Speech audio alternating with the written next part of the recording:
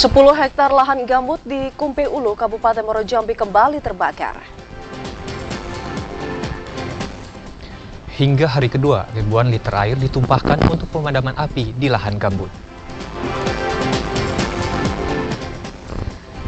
Selama bulan Agustus 2023, 10 titik panas terpantau di 2 kecamatan dalam Kabupaten Sarolangun.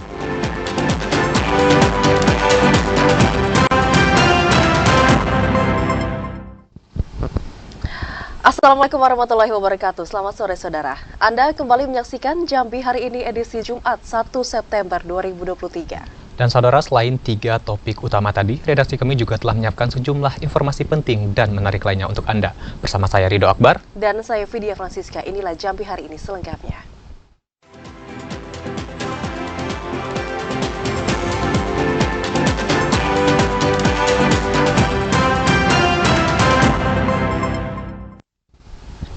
Saudara, sekitar 10 hektar lahan di Kecamatan Kumpe Ulu, Kabupaten Muaro Jambi kembali terbakar. Belum diketahui secara pasti penyebab dari insiden terbakarnya lahan gambut di Kecamatan Kumpe Ulu. Lahan gambut di Kecamatan Kumpe Ulu, Kabupaten Muaro Jambi kembali terbakar. Kebakaran lahan yang terjadi sejak Rabu itu akhirnya berhasil dipadamkan petugas gabungan pada Kamis sore kemarin.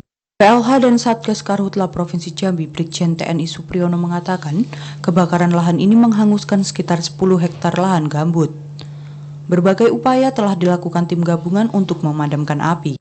Selain menerjunkan helikopter waterbombing dari Satgas Karhutla, petugas gabungan juga turut menerjunkan alat berat untuk membuat sekat kanal agar api tidak meluas. Kebakaran dari kemarin hingga hari ini, kebakaran mencapai sekitar 8-10 hektar. Hari ini masih diupayakan pemberdayaan semua potensi kita laksanakan pemadaman. Ini yang saya katakan tadi, rawannya di daerah gambut, di permukaan tidak tampak api, tapi asap keluar terus. Nanti di bawah kita ada api.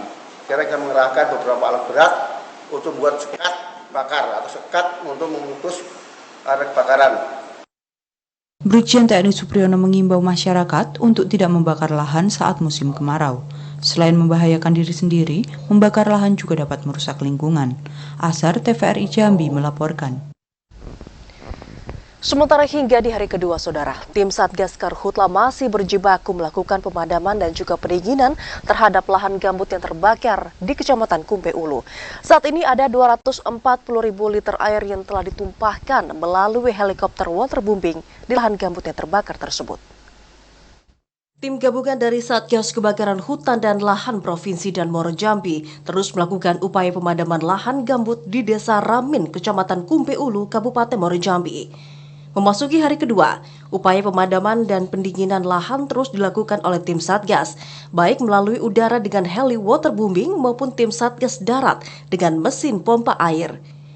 PLT Kalak BPBD Muaro Jambi alias mengatakan sebanyak 240.000 liter air telah dijatuhkan ke lahan gambut yang merupakan milik masyarakat dan tanah kas desa yang terbakar pada Rabu 30 Agustus 2023. Untuk kedalaman lahan gambut yang terbakar mencapai 3 meter. Kondisi ini membuat tim Satgas harus ekstra untuk melakukan pendinginan agar api benar-benar padam. Alhamdulillah, seperti yang kita lihat kondisi di lapangan, api sudah bisa kita padamkan, walaupun karena lahan-lahan gambut, artinya segala potensi terkait dengan potensi yang ada, asap yang masih ada, insya Allah akan segera kita atasi sedini mungkin. Sejauh ini tim Satgas Karhutla juga belum dapat memastikan luas lahan yang terbakar. Pasalnya, tim masih fokus melakukan pemadaman titik api yang masih muncul. Azam Afnan, TVRI Jambi melaporkan. Saudara, 3 orang pemilik lahan diamankan tim Satgas Karhutla. Mereka diamankan pasca insiden terbakarnya lahan perkebunan di Kecamatan Kumpe Ulu, Kabupaten Muaro Jambi. Tim Satgas Kebakaran Hutan dan Lahan Provinsi Jambi mengamankan 3 orang pemilik lahan sawit yang terbakar di Desa Ramin, Kecamatan Kumpe Ulu, Kabupaten Muaro Jambi. Mereka diamankan pasca terbakarnya 10 hektar lahan pada hari Rabu hingga Kamis kemarin. PLH Satgas Karhutla Provinsi Jambi mengatakan, saat ini tim masih melakukan peninjauan dan pendinginan dengan penyiraman air di lokasi kebakaran. Selain berupa agar api tidak kembali membesar, tim Satgas Karhutla turut mengamankan 3 orang pemilik kebun di lokasi kejadian. Pemilik lahan ini akan dimintai keterangan penyebab dari insiden kebakaran tersebut. Kala BPBD Provinsi telah mengamankan 3 orang masyarakat yang ditengarai adalah pemilik dari lahan itu atau yang mempunyai akses tanggung jawab atas lahan itu. Nanti akan kita dalami selanjutnya, kemudian kita tentu akan melaksanakan mediasi yang baik supaya menjadi pembelajaran bagi yang lain agar tidak terjadi hal yang serupa. Masyarakat dimintai untuk tidak membakar hutan dan lahan. Jika masih dilakukan, tindakan tegas akan diberikan kepada masyarakat yang nekat membakar lahan. Asar TVRI Jambi melaporkan. Sementara itu, saudara, kebakaran lahan kembali terjadi di Kabupaten Muaro Jambi. Lahan yang terbakar kali ini merupakan kawasan mineral di Desa Pudak, Kecamatan Kumpe Ulu. Cuaca panas ekstrim yang melanda wilayah Kabupaten Muaro Jambi membuat tim Satgas Karhutla kembali berjibaku melakukan pemadaman api. Kebakaran kali ini terjadi di Desa Pudak, Kecamatan Kumpe Ulu, Kabupaten Muaro Jambi. Lahan yang terbakar pada Kamis kemarin merupakan lahan mineral yang sejauh ini belum diketahui siapa pemiliknya. Kasih Pencegahan dan Kesiapsiagaan BPBD Muaro Jambi Muhammad Sudi mengatakan cuaca ekstrim, angin kencang ditambah lokasi lahan yang terbakar jauh dari air menjadi hambatan tim Satgas untuk melakukan pemadaman. Setelah 3 jam berjibaku melakukan pemadaman melalui jalur darat, akhirnya api berhasil dipadamkan. Ada recikan daripada kotoran hasil kebakaran itu, kalau kita cari alhamdulillah ketemu di RT 2 dan RT 3. Lokasi kebakaran itu alhamdulillah tanahnya tanah mineral. Untuk kebakaran lebih kurang kita sama-sama TNI dan Polri tadi menghitung, melihat dari setelah padam lebih kurang 5 hektar. Berdasarkan pemetaan yang dilakukan oleh tim Satgas, sekitar 5 hektar lahan perkebunan hangus terbakar. Hingga kini tim masih melakukan penyelidikan penyebab kebakaran. Tim Satgas Karhutla kembali mengimbau masyarakat untuk tidak membuka lahan dengan cara dibakar, mengingat wilayah Muaro Jambi saat ini berada pada puncak musim kemarau. Azam Afnan, TVRI Jambi melaporkan. Saudara, tim Satgas Karhutla atasi kebakaran hutan dan lahan di Betara 10, Desa Pematang Lumut, Kabupaten Tanjung Jabung Barat. Akibat karhutla tersebut, lahan kosong seluas 1,5 hektar wilayah operasi kerja PetroChina dapat dipadamkan. Kebakaran hutan dan lahan kembali terjadi di Desa Pematang Lumut, Kecamatan Betara, Kabupaten Tanjung Jabung Barat. Karhutla terjadi kemarin sekitar pukul 10 waktu Indonesia Barat dan mampu dipadamkan setelah hampir 3 jam. Pemadaman api melibatkan TNI Polri, BPBD, Manggala Agni, Masyarakat Peduli Api, dan PT WKS. Koordinator Pusat Data dan Informasi BPBD Tanjung Jabung Barat Saiful Anwar mengatakan titik api terpantau dari laporan masyarakat. Selain menurunkan peralatan kecil, tim Satgas Karhutla yang bermarkas di Posko 21 Embung Bina Lestari, Desa Muntialo, didukung helikopter waterbombing milik Basarnas. Api berhasil dipadamkan sekitar pukul 14 waktu Indonesia Barat kemarin. Guna memastikan api benar-benar padam dan tidak meluas, tim melakukan pemantauan dan pendinginan lokasi hingga api terlihat benar-benar padam. Sementara itu penyebab dari karhutla belum diketahui. Peristiwa tadi laporan pertama kita dapatkan sekitar pukul 10.30, lalu kita koordinasi lintas sektor bersama TNI, Polri, RPK WKS dengan termasuk Manggala juga dengan Satgas Udara Karhutla Provinsi Jambi untuk bantuan heli waterbombing. Luasan estimasi sementara sekitar 1 hektar karena pola pembakaran terjadi spot-spot, pola pembakaran tidak merata. Untuk menghindari dan meminimalisasi terjadinya karhutla selama cuaca ekstrim, masyarakat diminta untuk selalu waspada, tidak membuka lahan dengan cara membakar atau membuang puntung rokok sembarangan. Karena potensi karhutla bisa terjadi dari mana saja, karena sebagian besar lahan khususnya kebun di wilayah Betara merupakan lahan gambut yang sangat rentan kebakaran. Didi Haryadi, TVRI Jambi melaporkan. Masih terkait dengan karhutla, saudara, selama Agustus 2023 kemarin, 10 titik panas terpantau di 2 kecamatan dalam Kabupaten Sarolangun. Mayoritas lahan terbakar tersebut merupakan lahan masyarakat yang membuka lahan perkebunan baru. Kepala Bidang Kedaruratan dan Logistik BPBD Sarolangun Yan Iswadi mengatakan, BMKG telah memberikan peringatan terhadap ancaman musim kemarau hingga bulan September ini. Kemarau pada tahun ini diprediksi lebih kering dibandingkan dengan tahun-tahun sebelumnya. Fenomena El Nino membawa dampak kekeringan ekstrim di Indonesia. Meski BPBD Sarolangun telah melakukan berbagai upaya untuk meminimalisasi terjadinya karhutla, namun berdasarkan pantauan BMKG, masih ditemukan 10 titik panas selama bulan Agustus 2023. 10 titik panas tersebut terdapat di Kecamatan Batin 8 dan Mandiagen. Tim reaksi cepat dan Satgas Karhutla juga turut melakukan antisipasi saat kebakaran lahan yang baru saja terjadi, sehingga api tidak menjalar ke lahan lainnya. Sekitar 10 titik hotspot yang menyebar di beberapa kecamatan dalam Kota Selangor, khusus di Kecamatan Batin dan Kecamatan Mandiagen. Ini yang terbakar memang lahan daripada masyarakat. Kemudian luasan yang terbakar itu setiap lahan itu palingan mesti lebih kurang 0,5 hektar. Berdasarkan prediksi BMKG Jambi, puncak musim panas akan terjadi pada bulan September ini.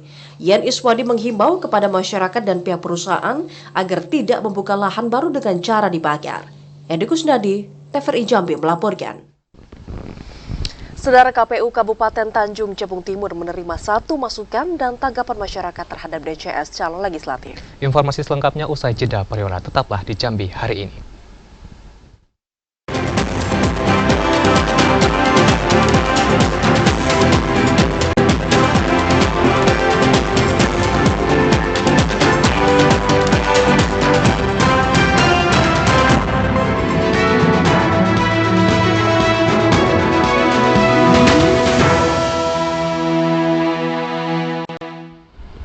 Anda kembali di Jambi hari ini dalam segmen menuju pemilu 2024. Saudara, satu tanggapan masyarakat masuk ke KPU Tanjung Jabung Timur. Tanggapan itu berupa kegandaan parpol salah seorang caleg yang masih berstatus aktif. KPU Kabupaten Tanjung Jabung Timur menerima 1 masukan dan tanggapan masyarakat terhadap daftar calon sementara calon legislatif yang diterima mulai tanggal 19 hingga 28 Agustus. Komisioner KPU Kabupaten Tanjung Jabung Timur Nurwansyah mengatakan, tanggapan tersebut berisikan tentang persyaratan administrasi mengenai salah satu caleg ganda partai yang masih aktif sebagai anggota dewan. Berdasarkan pasal 16 Peraturan KPU nomor 10 tahun 2023, sesuai dengan aturan, para caleg yang berstatus anggota DPRD aktif namun kembali mencalonkan diri dari partai berbeda diwajibkan mundur. Dalam hal ini, partai politik akan mengklarifikasi ke caleg yang bersangkutan terkait tanggapan dan masukan masyarakat yang sudah ada. Diketahui, jadwal klarifikasi terhadap partai politik ke KPU dimulai dari tanggal 1 hingga 7 September 2023. Tanggapan DCS ini ada 1 yang masuk ke kita. Tanggapannya atas nama Agus dari Partai Nasdem. Kalau deskripsi laporannya gandaan dengan Partai PAN. Kalau untuk saat ini kita mengirimkan surat ke Partai Nurwansyah Nasdem berharap proses klarifikasi dan pencermatan status calon legislatif ini berjalan sesuai dengan ketentuan yang ada. Nurwansyah minta kepada masyarakat agar terus memantau dan memberikan masukan kepada KPU terhadap caleg. Kliva Patria, TVRI Jambi melaporkan. Sementara sampai batas waktu yang telah ditentukan, Komisi Pemilihan Umum Kabupaten Merangin tidak menerima satupun tanggapan dari masyarakat terkait daftar calon sementara untuk pemilu 2024 mendatang. KPU Kabupaten Merangin tidak menerima satupun tanggapan masyarakat terkait daftar calon sementara yang ditetapkan pada tanggal 18 Agustus 2023. Ketua KPU Merangin, Syobiri, mengatakan hingga hari terakhir pengajuan tanggapan, pihaknya tidak ada menerima laporan dari masyarakat tentang DCS untuk pemilu 2024.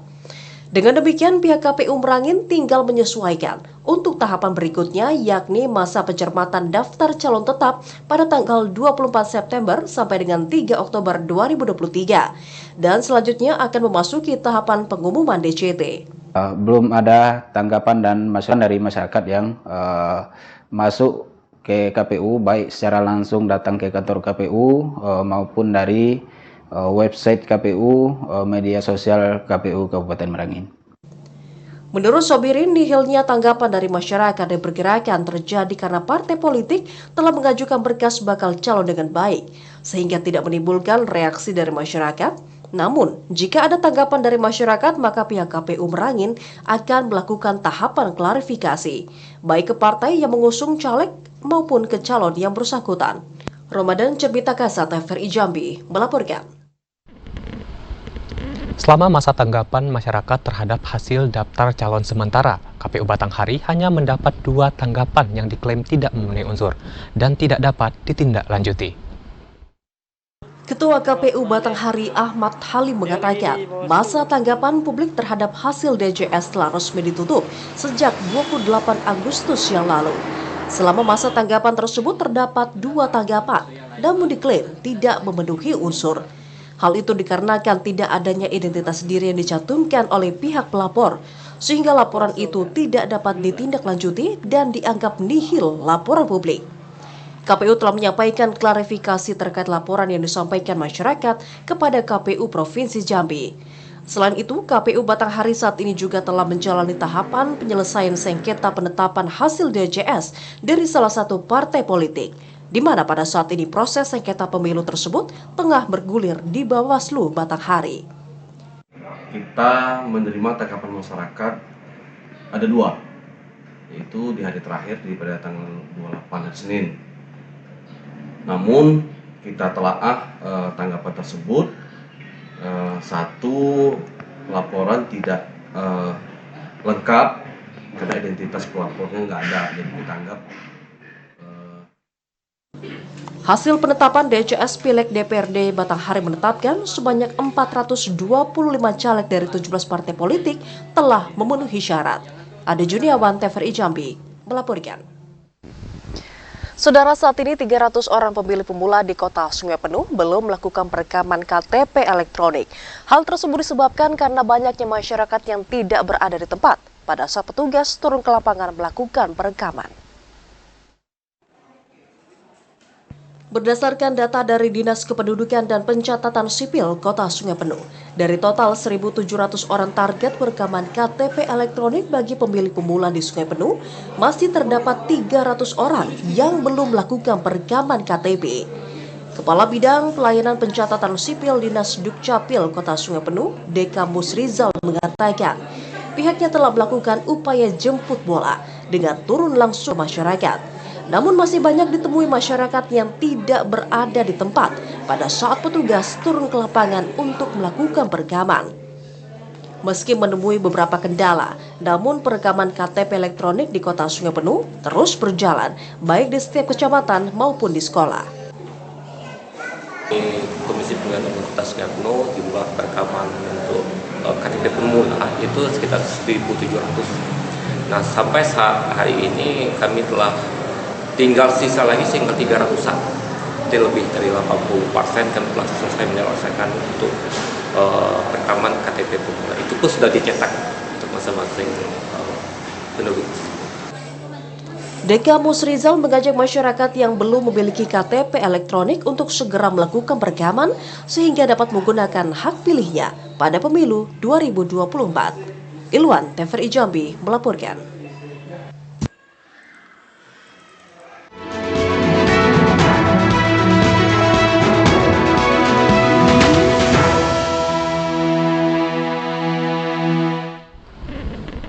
Beralih ke sorotan lainnya, Saudara, Wakil Gubernur Jambi Abdullah Sani menerima audiensi KPID Provinsi Jambi. Audiensi itu dilakukan untuk meningkatkan sinergi dalam memaksimalkan program kerja untuk mendukung kemajuan daerah. Wakil Gubernur Jambi Abdullah Sani menerima audiensi Komisi Penyiaran Indonesia Daerah Provinsi Jambi. Abdullah Sani mengatakan, audiensi ini dilakukan sebagai upaya untuk meningkatkan sinergi dalam pembangunan, khususnya untuk memaksimalkan program kerja KPID dalam mendukung pemajuan daerah. Menjadi lembaga yang memiliki peran dalam mengawasi pelaksanaan peraturan dan pedoman perilaku penyiaran serta standar program siaran, KPID merupakan mitra kerja pemerintah yang strategis. Berjalannya penegakan aturan penyiaran yang baik dapat memberikan jaminan bagi masyarakat agar dapat menerima sajian informasi yang akurat dan valid sesuai dengan ketentuan. Abdullah Sani menekankan, pemerintah Provinsi Jambi akan terus berupaya membangun kerjasama positif dengan seluruh lembaga negara dalam upaya mewujudkan program Jambi Mantap. Percepatan pembangunan daerah melalui pelibatan seluruh elemen bangsa akan semakin memudahkan penyelesaian berbagai persoalan untuk bisa mewujudkan masyarakat yang damai dan sejahtera. Tadi disampaikan oleh teman-teman dari KPID beberapa hal, di antara masukan-masukan yang sangat berarti, baik itu kepentingan untuk KPID, bukan kepentingan khusus tadi, dan untuk kepentingan dari Provinsi Jambi ini.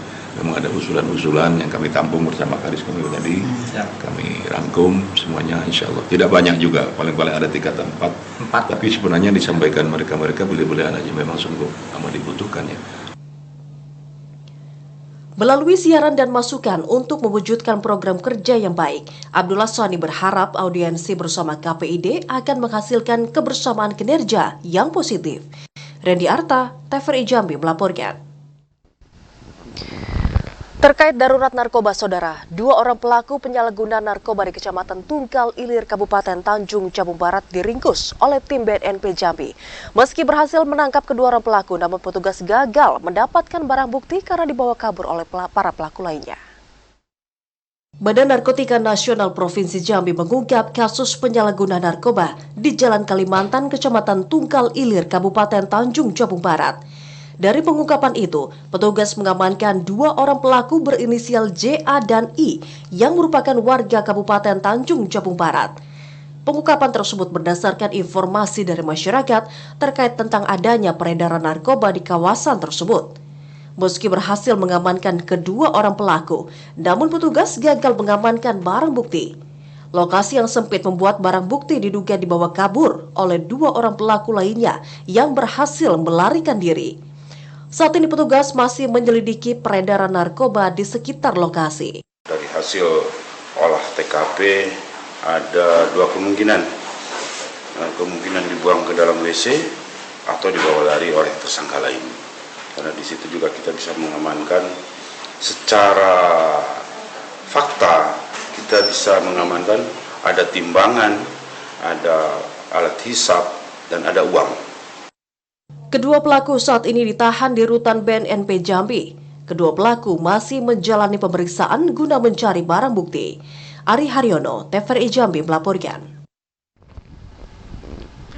Saudara Bupati Bungo Mashuri buka HKG ke-51 dan Jambore Kader PKK tahun 2023. Informasi selengkapnya Saudara kami hadirkan usai jeda sesaat lagi.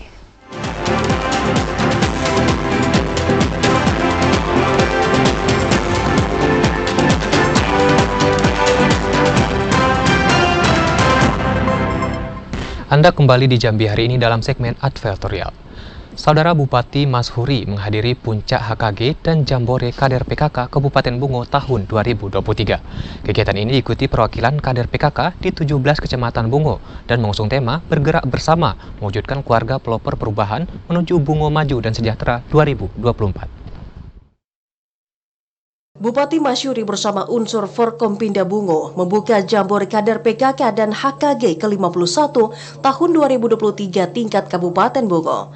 Kegiatan yang diikuti perwakilan kader PKK di 17 kecamatan Bungo ini mengusung tema Bergerak Bersama untuk mewujudkan keluarga pelopor perubahan menuju Bungo Maju dan Sejahtera 2024. Bupati Bungo Mashuri mengatakan berbagai capaian telah dilakukan gerakan PKK selama 51 tahun. Semua perjalanan itu dapat menjadi bahan pembelajaran dalam memberdayakan keluarga dan masyarakat untuk perlu dengan pendekatan cipta, rasa, dan karsa. Peringatan HKG ke-51 tahun diharapkan dapat menjadi momentum untuk menunjukkan PKK dengan seluruh program kerjanya untuk dapat memberikan manfaat yang optimal bagi keluarga dan masyarakat. Salah satu wujud kegiatan nyata PKK yakni mampu membantu mempercepat penurunan angka stunting di Kabupaten Bungo dengan pola kegiatan turun langsung ke masyarakat serta keluarga penderita stunting. Nah, ini juga perlombaan ini menunjukkan sejauh mana kegiatan-kegiatan yang telah dilaksanakan oleh PKK secara berjenjang baik di kabupaten maupun tingkat kecamatan maupun dusun. Nah, kami juga berterima kasih kepada tim penggerak PKK Kabupaten Bungo beserta seluruh jajaran selama ini telah berkolaborasi bekerjasama dengan pemerintah terutama dalam mengentaskan stunting, kemudian pembinaan UMKM, kemudian juga kegiatan kegiatan-kegiatan sosial ke masyarakat lainnya. Dalam rangka HKG ke-51 tahun 2023 dan Jambore Kader PKK, TP PKK Kabupaten Bungo mengadakan beberapa rangkaian perlombaan yang diikuti seluruh tim penggerak PKK kecamatan, seperti 10 program pokok PKK, yakni ekspos program PKK, peragaan busana batik dari setiap kecamatan, dan yel-yel PKK. Mukriandi, TVRI Jambi melaporkan. Sementara itu, saudara, beragam produk unggulan UMKM dipromosikan pada ajang Jambore Kader PKK se-Kabupaten Bungo. Dan promosi program UMKM itu diapresiasi Bupati Bungo Masyuri. Jambore Kader PKK dan HKG ke-51 tahun 2023 tingkat Kabupaten Bungo resmi dibuka Bupati Masyuri bersama Ketua TP PKK Bungo. Pada kegiatan yang diikuti kader PKK dari 17 kecamatan se-Kabupaten Bungo itu, turut dipromosikan beragam produk unggulan usaha mikro, kecil, dan menengah di stand usaha peningkatan pendapatan keluarga dari masing-masing kecamatan. Bupati Bungo Masyuri mengapresiasi pelaku UMKM yang turut mempromosikan dan juga menampilkan produk hasil olahan dan inovasinya pada Jambore dan HKG ke-51. Dengan adanya stand UP2K pada ajang Jambore Kader PKK, diharapkan dapat meningkatkan perekonomian keluarga di seluruh kecamatan.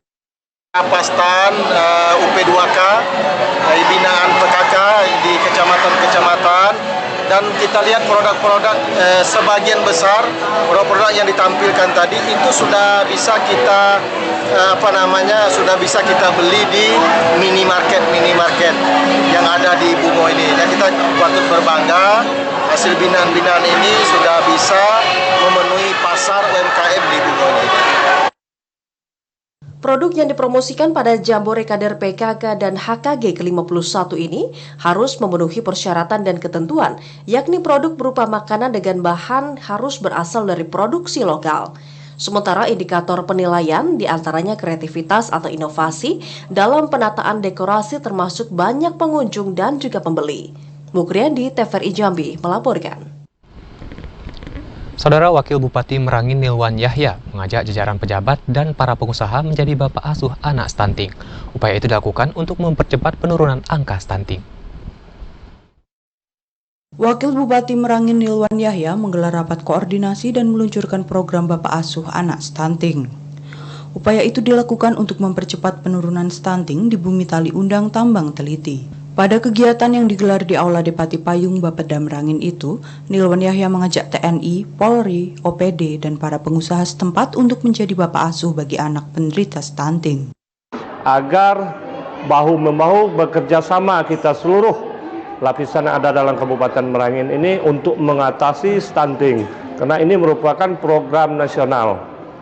Artinya tahun 2024 ini kita Kabupaten Merangin ditargetkan stunting ini dari 14,5 menjadi 9%. Artinya ada 5,5% yang bakal kita turunkan sampai tahun 2024.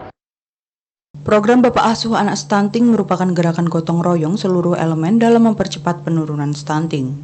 Gerakan itu menyasar langsung pada balita penderita stunting, calon pengantin, ibu hamil, dan keluarga beresiko stunting yang berasal dari keluarga tidak mampu. Terdapat dua fokus asuhan yang diberikan kepada keluarga beresiko stunting, yakni pemberian makanan tambahan dan bantuan jamban sehat, termasuk akses air bersih. Asuhan pendamping yakni memberikan komunikasi, informasi, dan edukasi KIE kepada keluarga beresiko stunting secara kelompok atau intrapersonal. Kesuksesan program Bapak Asuh Stunting di Kabupaten Merangin tidak akan tercapai tanpa dukungan dan partisipasi aktif dari sektor swasta, organisasi, pemerintah, stakeholder, dan seluruh elemen masyarakat lainnya. Ramadan Cerbita Kasa, TVRI Jambi melaporkan. Saudara, harga telur ayam ras di Pasar Rakyat Kecamatan Morosabak mulai merangkak naik. Informasi selengkapnya usai jeda pariwara. Tetaplah bersama Jambi hari ini.